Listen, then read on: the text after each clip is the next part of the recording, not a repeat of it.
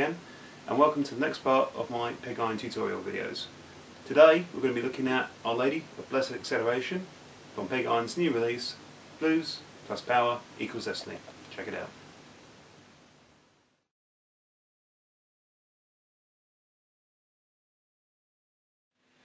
So to start the song, we do a unisong riff which links in the bass, drums and guitar based through the pentatonic scale, which goes a little bit like this.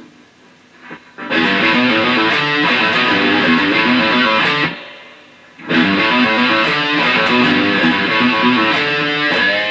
than just using the traditional open position, which would look a bit like this,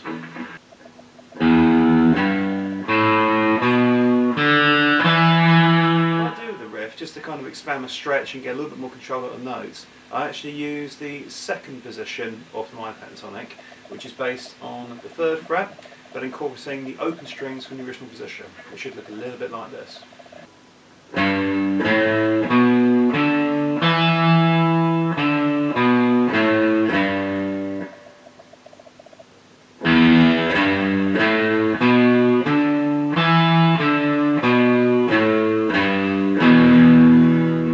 Predominantly made up from a technical point of view from picking and legato, which is actually referred to in classical terms as pizzicato.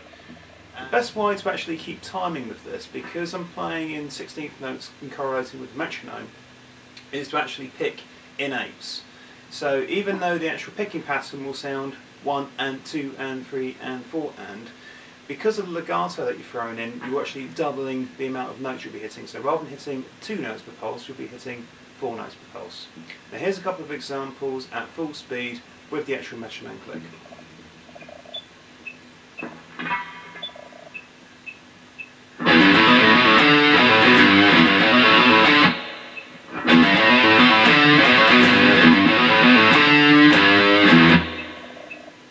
Noting the last 2 notes are actually sustained from the 5th fret and the 3rd fret, 5th fret being on the A string, 3rd fret being on the E string, and those are actually in crotches, or quarter notes in fraction terms.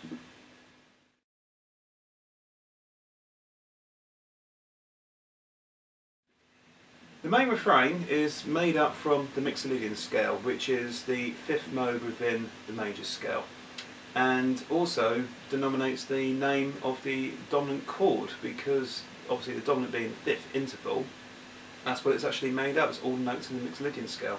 So it's the perfect scale to actually put over various blues progressions and rock and roll progressions, and that's what this riff is made up from. And it should go something a little bit like this.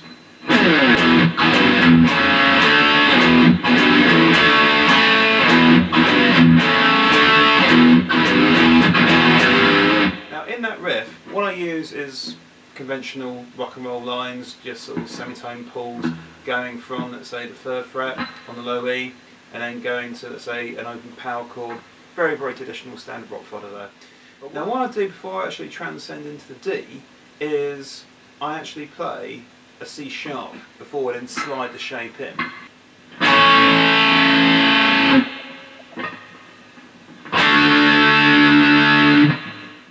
The easiest reference for this particular chord would be an A/C sharp, because the actual notes are more relative to the A chord, but rather than having A in the bass, I'm actually putting C sharp, which is the actual chord's 3rd, its major interval.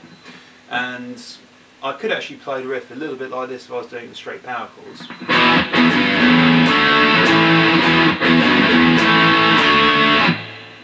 The thing is, we know it's quite blocky, whereas if I do this transition, it fits really well onto the chord and it gives it a little bit of edge and tension to it. Guitarists that use this particular interchange would be Brian May in songs like One Vision from The Kind of Magic, and also modern players like Dino Cazares from Fear Factory uses it all the time with this exchange, so it's a really, really good kind of hybrid lick to kind of throw in there to kind of spice up your power chord changes. So rather than having box standard changes of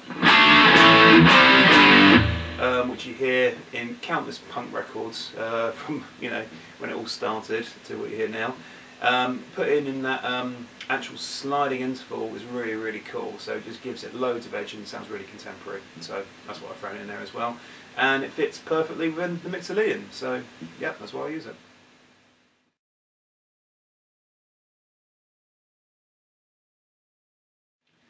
Going into the verse, keeping the same momentum that I've picked up for the main refrain, I then start to imply some palm mutes and actually drop out the power chord use and just go to single notes. It should sound a little bit like this.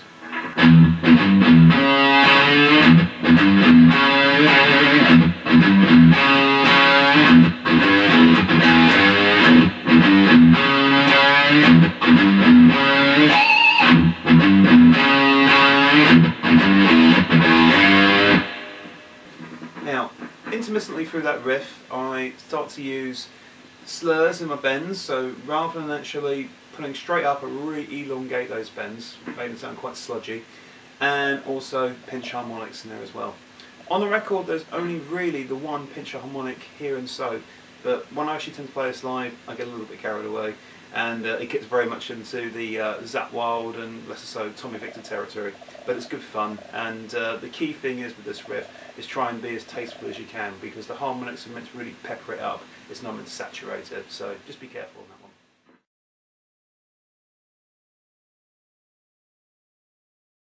Let's have a look at the verse riff. Now the verse riff, I pretend to use scratch chords, and what I mean by this is that I actually play a rhythm on the actual guitar strings, but rather than actually putting a dedicated melody or chord on top of that, the motif effectively comes out through the rhythm. Now, this bit of the scratch rhythm, you don't necessarily have to use wah-wah. On the recording I use wah-wah, and quite often live I use wah-wah, but if you don't actually have one to hand, to actually get the distinction between the bass and the treble, you don't necessarily have to have it. And I'll show you exactly how to do that. On the guitar, you have a mixture of different thickness of string. Obviously, around top here, you have your bass strings. In the middle, you've got your mid bass, and then you've got your treble. And what I tend to do is to create a very tick-tock feel. So I tend to hit my low end to actually get my tock, get the top end to get my tick. And as you can hear, you get that clock effect going. And when I start to do the riff, it should sound a little bit like this. So rather than actually putting just a straight, it sounds a little bit flat. Unless you have a wah-wah, it's very hard to actually get a definition there. I do something a little bit like this.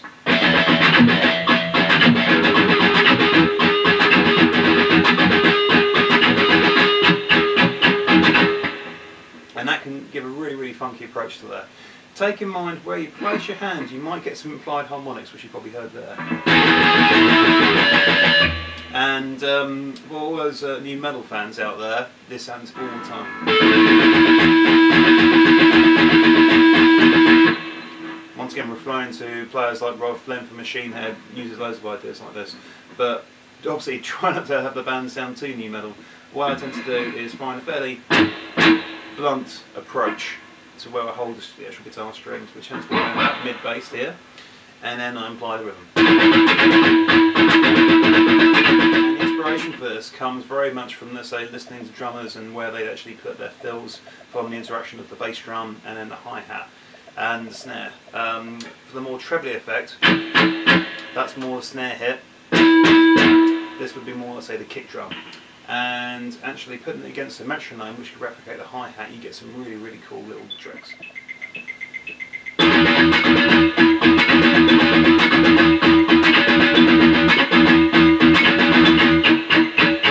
BPM's going to about 115. I'll set it to a 16-note subdivision, so it's hitting 4 notes per beat, replicating a hi-hat rhythm, while I actually put all my strokes from, let's say, my treble to my bass. My bass end obviously replicating kick drum, and the top end replicating the snare.